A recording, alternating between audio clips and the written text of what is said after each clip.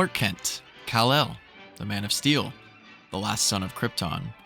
Be it by one name or another, odds are pretty good that you've heard of this guy right here. He was the very first superhero ever created, or technically the second. What? And he remains to this day one of the most well-known fictional characters of all time. Making his debut in June of 1938 with Action Comics #1, Superman as a character was a radical invention. While today the idea of a seemingly regular citizen donning a colorful costume and fighting crime with hidden powers is as commonplace as bad CGI in a CW show, in 1938 it was unheard of. It didn't take long, however, for Superman to captivate the minds of the nation and then the world, and he has held on to them ever since. Today, almost a century later, Superman is one of the most portrayed characters when it comes to pretty much all forms of media, having featured in literally thousands of comics issues, hundreds of episodes of TV, and dozens of movies. Superman has been portrayed in live action by 11 different actors, 12 if you count Ben Affleck playing George Reeves playing Superman, and there have been dozens of cartoons including the character as well. And yet, despite all that, the prevailing opinion fans of the genre seem to hold regarding Superman is that, well, he's boring. In fact, there seems to be more content out there accusing or defending Superman's lack of interesting media than actual Superman media. So why is that? It's a well-known fact that when The Last Son of Krypton was first created by writer Jerry Siegel and artist Joe Shuster, his powers were, well, not what we know today. In Action Comics #1, Superman's powers could be listed on one hand. He had super strength, but only enough to lift, say, a car above his head. He could leap around 1/8 of a mile, could run about as fast as a train, and was mostly bulletproof. That's right, in his first issue, the Man of Steel himself wasn't even completely bulletproof. However, it didn't take long for writers to take liberties with his power levels, and within 2 decades he was flying, using X-ray vision, surviving nuclear blasts, and shooting heat vision out of his eyes. While today he's been seen in the comics wielding nearly every weird power you could imagine, including super ventriloquism, shooting tiny versions of himself from his hands, and even being made of pure light for a while, we're going to focus on a more mainstream Superman with powers you can see on the big screen and TV. Nope, not you. Namely, flight, super strength, super speed, heat vision, X-ray vision, and super hearing. Even these core powers, however, have seen major upgrades since his inception. Gone are the days of Superman straining to lift a car above his head. Now he can pick up an island with his bare hands. No longer is outrunning a train the peak of Superman's speed. Now he can fly so fast he, I guess, reverses the rotation of the Earth and turns back time? All of these changes, while they do make for cool visuals when seen in a vacuum, present one small problem. This guy is basically a god at this point, and he shouldn't really struggle with any challenges. I recently watched a video by a channel called Squampopulous about what makes a good fight scene and what makes a bad fight scene, and in it he introduced me to the term fly swatting. Fly swatting is a name for a fight, or really any struggle, wherein one party's victory is as assured and as effortless as a person swatting a fly, given the information we've been given. Think every fight in One Punch Man. And I think at its heart, this is why so many people take issue with Superman stories. How am I supposed to feel any sense of suspense when Superman is so powerful that none of the challenges presented in the story should really be all that challenging? How am I, a normal human being who would struggle to stop so much as a single person with a gun, supposed to empathize with a character who doesn't even flinch when hit by someone like Steppenwolf, who is canonically an actual god? That example isn't random either.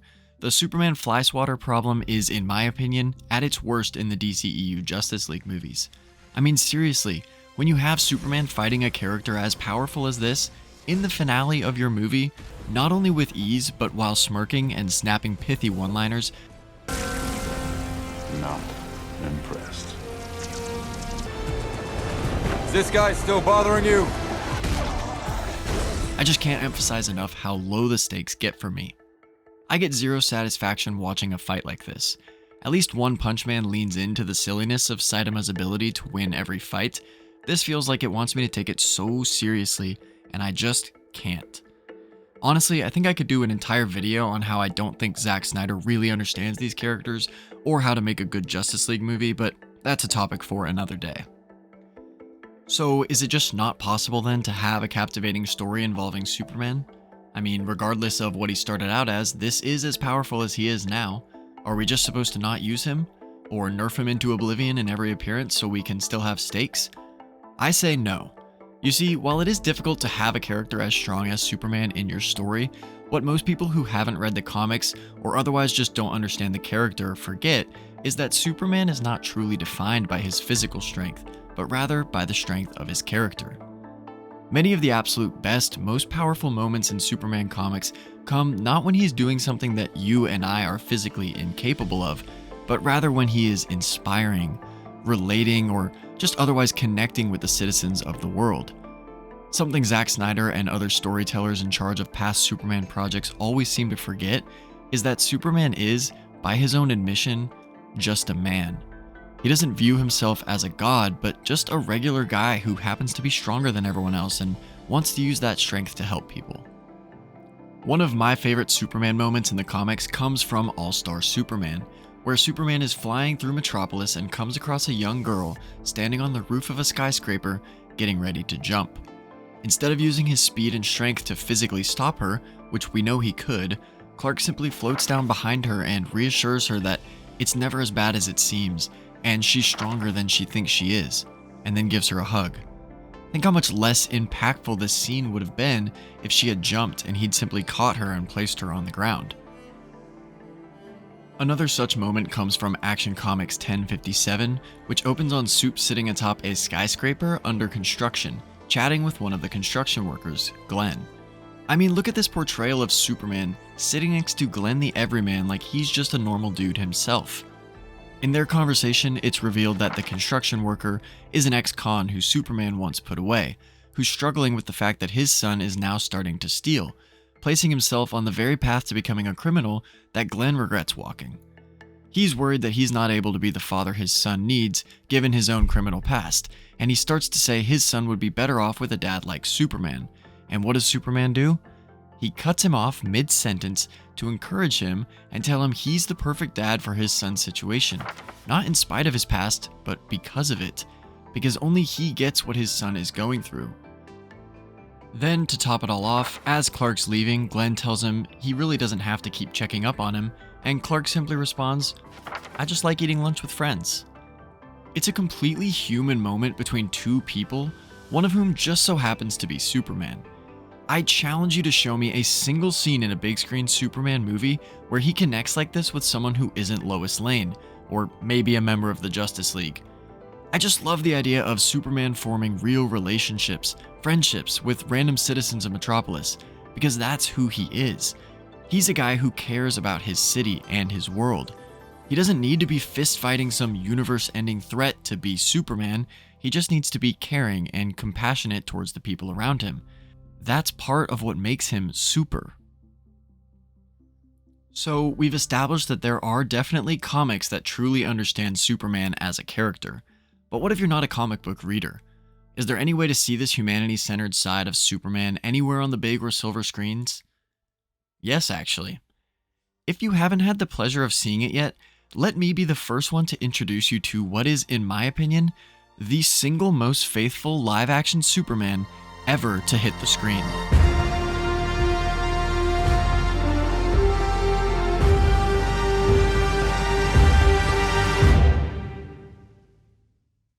Superman and Lois is a TV show centered on, well, Superman and Lois, but also their family. This version of Lois and Clark are in their 40s with twin teenage sons. The show opens with them moving their family back to Smallville, to Clark's childhood home after his mother passes away from a stroke and leaves them the farm. By the way, spoiler warning for Superman and Lois, if you haven't seen it yet, do yourself a favor and go watch it and then come back to this video. I promise I'll wait for you. So you might be wondering, why do I find this to be the most faithful adaptation of the character? Well, there's a lot of reasons, but the first one is this man right here. This is Tyler Hoechlin, an actor who was, in my opinion, born to play Clark Kent. I have never seen someone so perfectly capture, but both the nerdy amicability of Clark Kent and the genuinely caring nature of Superman, not to mention his strength, before. And don't get me started on the look. His main costume in the show is super cool, much more along the lines of Cavill's Man of Steel, with darker blues and no red undies. But the first time we're introduced to Hoagland's Superman, he's actually wearing this gorgeous suit. Look at that light blue and light red, and the homemade S, it's beautiful. And it's just silly looking enough that I think an actor who was focusing too much on emphasizing Superman's power and strength wouldn't have been able to pull it off. Only a Superman who embodies the friendly neighbor ideal could wear this suit and make it look good. And Hoagland plays this just so earnestly that it's impossible to dislike him. I mean, in this very first scene of Superman the show gives us, we get this interaction with a kid he just saved from a falling car.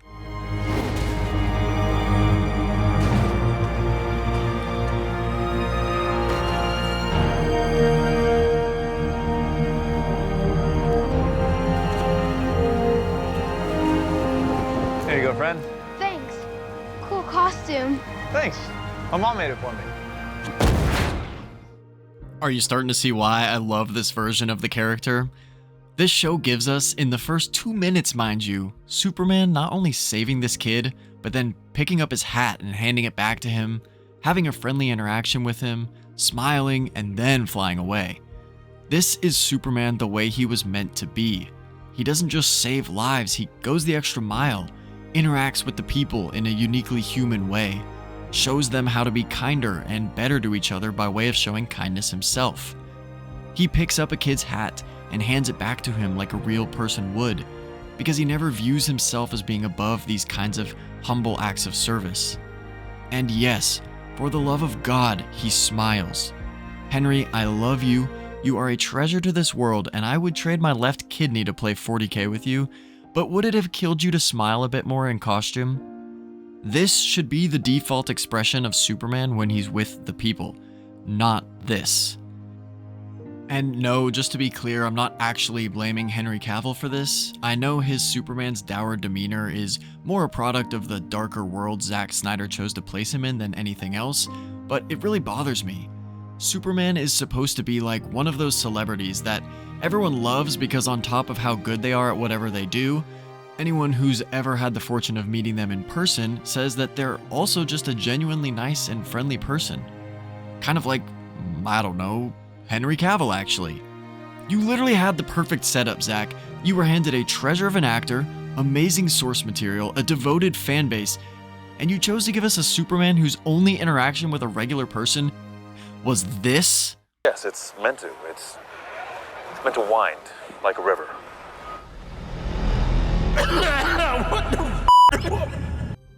Okay, I'm sorry.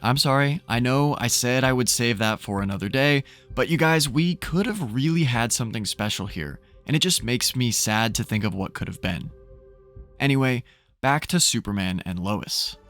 The main thing that I think really separates Superman and Lois as a show from any other Superman property is that it centers first and foremost on the relationship between Superman and Lois, as well as that between them and their children.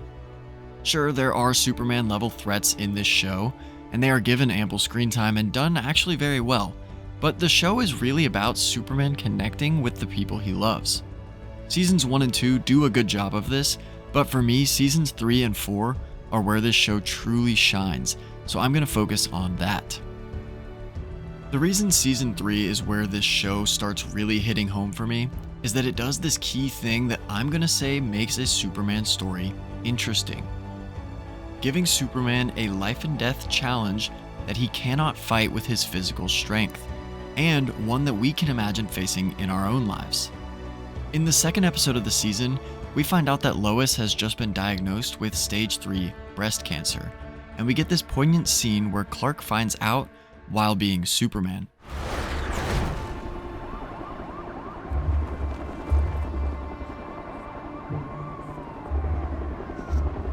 I just found out I have cancer. And it's aggressive. And all day, I've been trying to hang on to hope. But it's really hard because I'm really scared.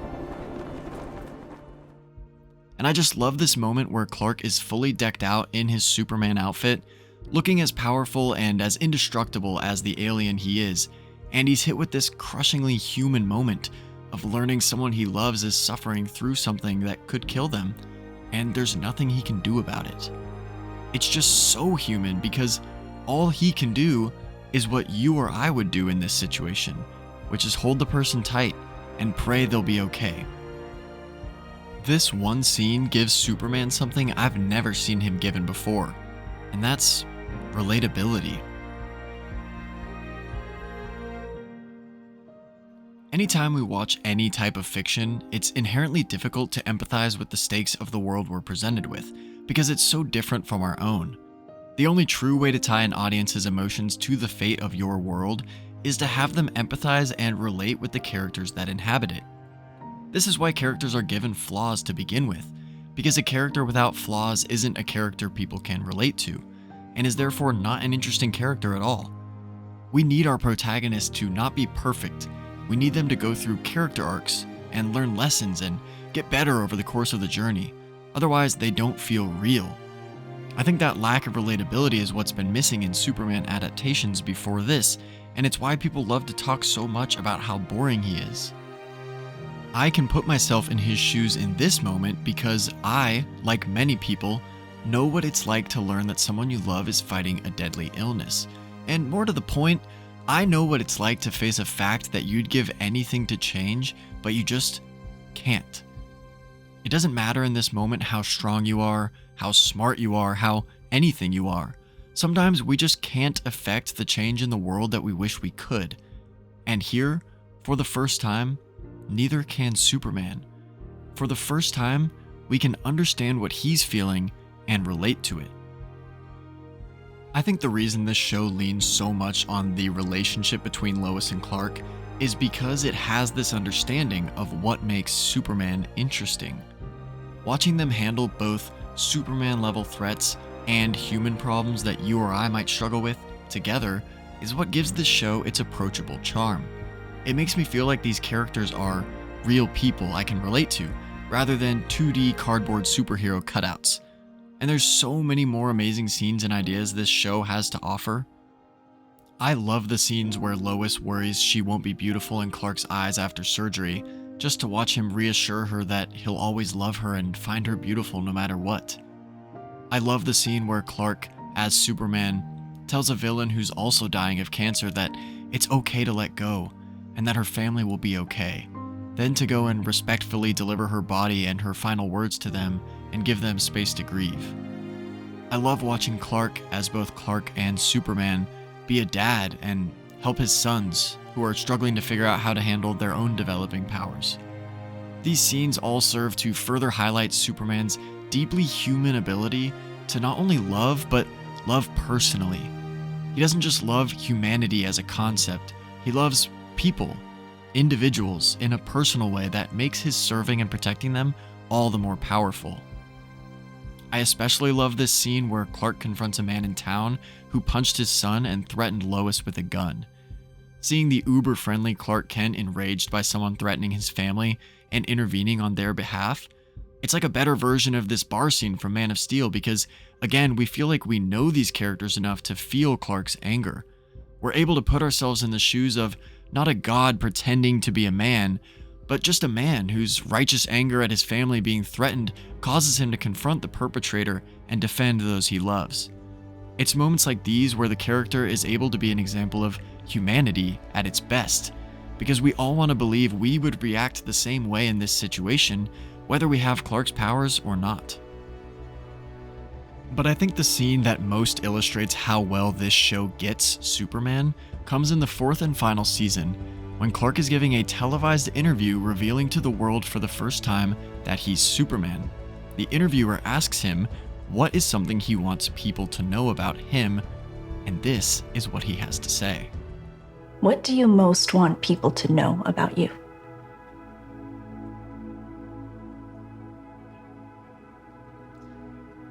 That I'm just a regular guy. You're anything but regular. Okay, fair.